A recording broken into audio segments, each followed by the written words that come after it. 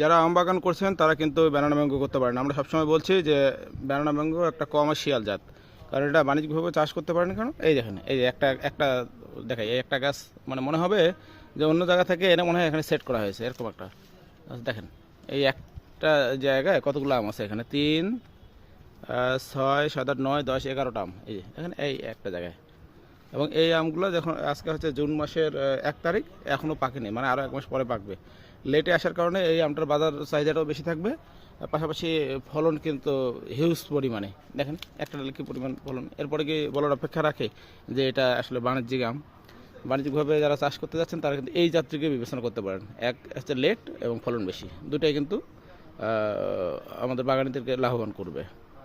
এবং এটা যখন পাকবে তখন আসলে এটা কালারটা হলুদাভ হবে। এটা আসলে মানে ব্যাগিং করা হয়নি, ব্যাগিং করলে আরও কালার মসৃণ হতো, আরও অনেক সুন্দর হতো এবং ভালো বাজার মূল্য পাওয়া যেত আরও। ওকে, ভালো থাকবেন।